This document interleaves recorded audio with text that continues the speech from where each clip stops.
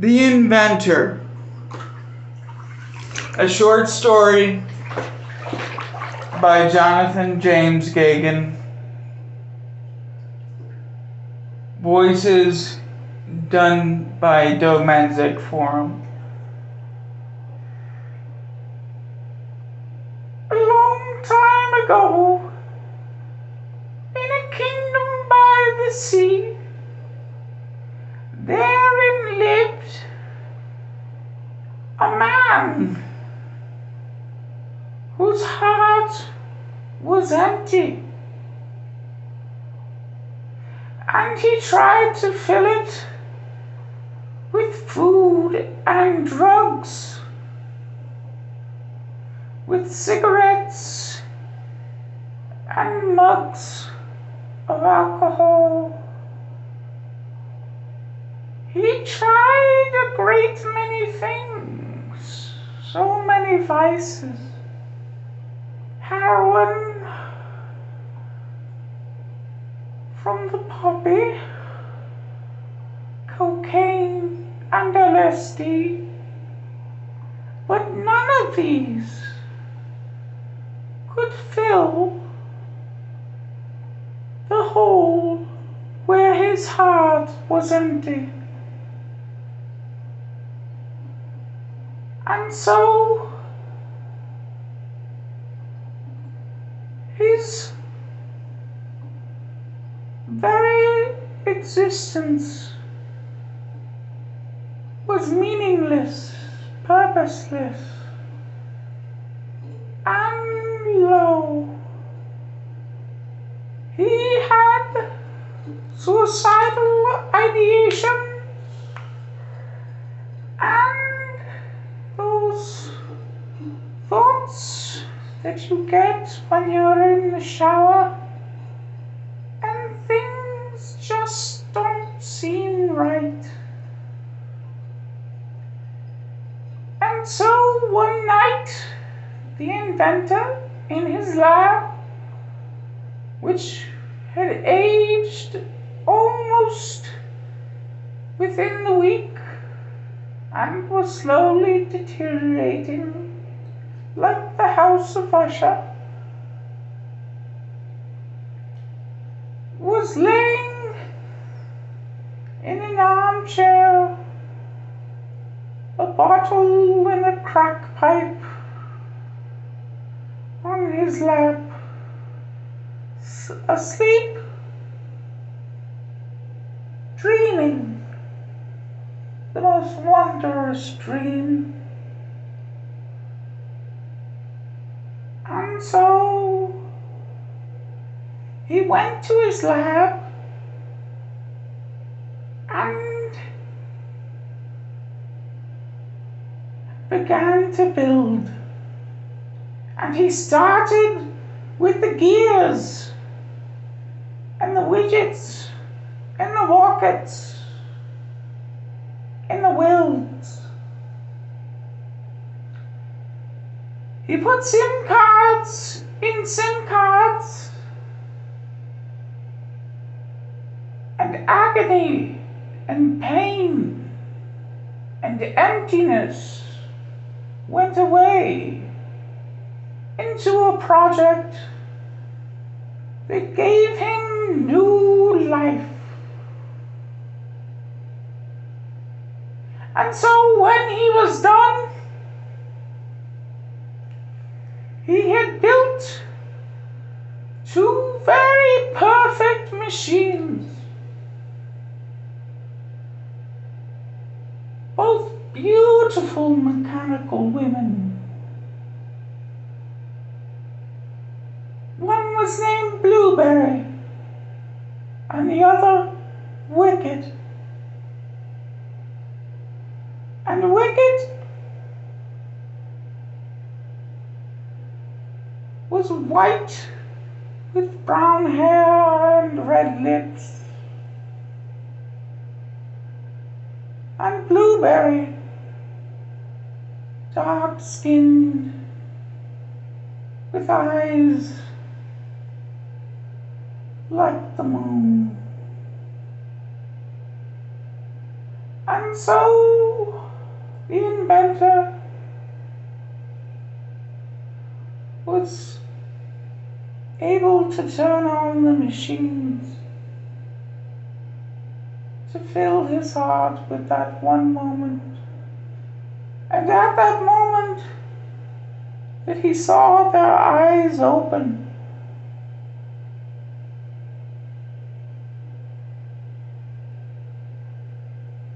they were beautiful, blueberry and wicked. And so he created an industry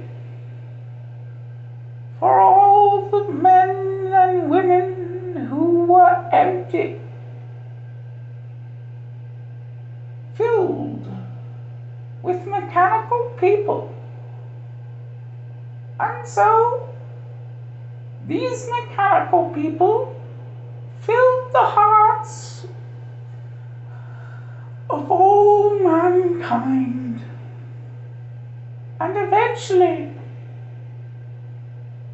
nobody had babies. Could you imagine a world without babies? No children, nothing. Just adults and mechanical people. And yet there was love.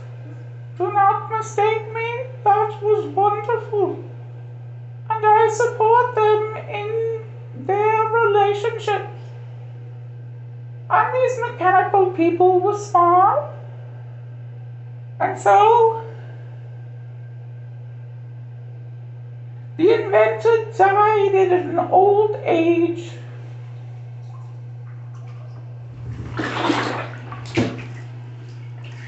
And when the inventor died,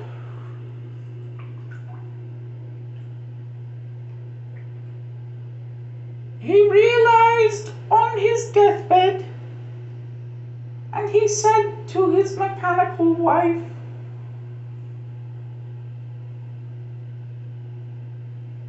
"The one thing that I wish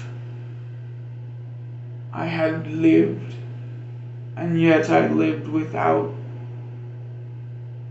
was a daughter." And so the mechanical wife watched him close his eyes and slowly go to sleep.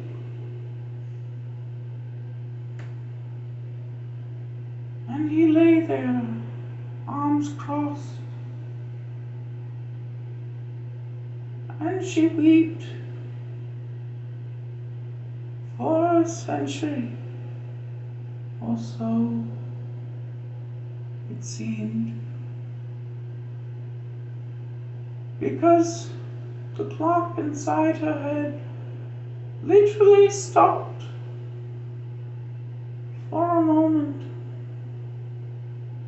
It was the longest moment she had ever known. So after she came to, she began to build, for the inventor had programmed her to learn many new skills. And she tried, and she tried to build a child.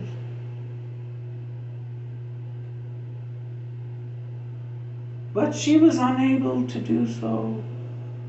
And much like the other mechanical people who were of the old age and whose people had died,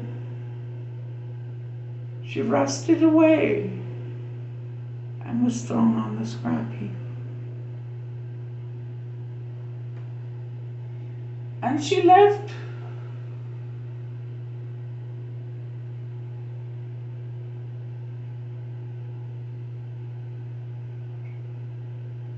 the professor's lab and his work, his latest project,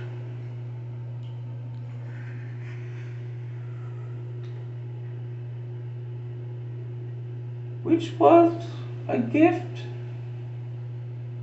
that all the mechanical people could have children with their mates. And the thing is that most men and women felt that the mechanical people were easier to love than each other. They did what you told them to do. They cried at your woes. They sympathized and empathized. And they never chose.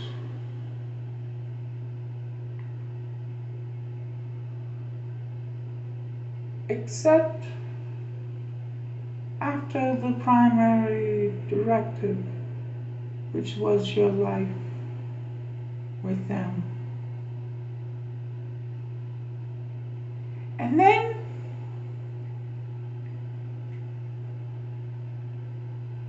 space travel was invented. And we turn the page to a young boy who was born to a couple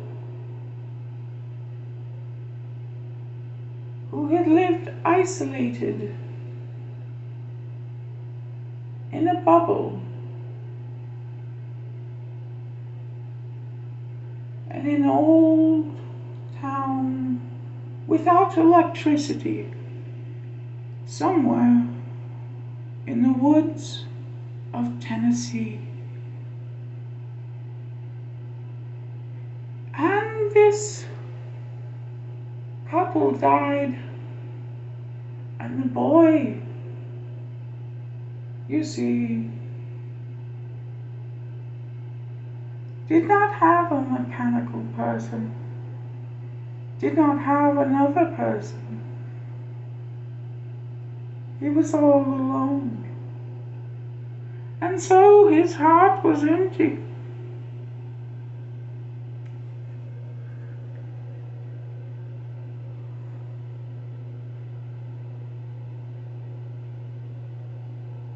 And like all empty hearts, he tried to fill it as he grew older. He tried everything, the same as the inventor. And things just weren't working out.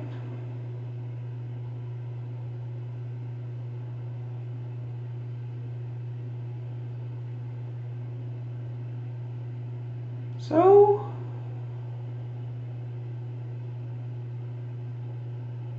one day, when there were very few mechanical or living alive,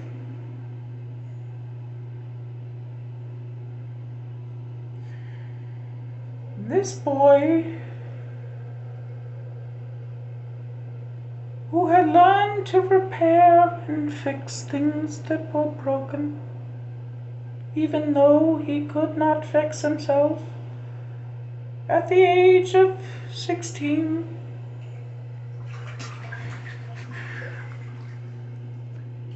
he began to build something.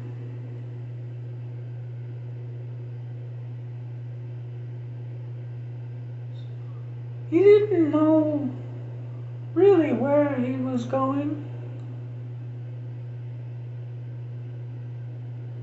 And so he started with the cells he found in laboratories. It was an odd, strange kind of mechanical material. but it made sense to him. He called it myological. And so he took the myological material and he built a woman, not a mechanical woman, but a myological woman. And he said,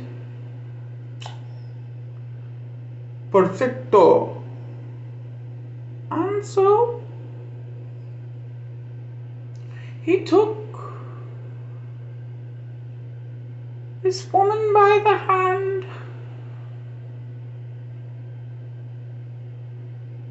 and married her, and they grew old together and had a son. And that son was happy alone. His name was Tom. And Tom traveled the world and found it to be empty. So he began to build cities, mechanical cities that were automated, and he made these wondrous structures, so large and effectuous.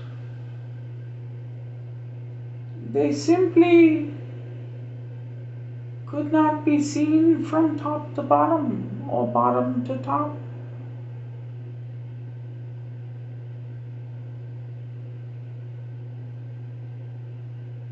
And he died at the old age of 90. 3 generations, or 4, I can't remember, past the age of the inventor. There were no people to be found, not one left. And then a ship arrived from outer space. And that is where I come into the picture.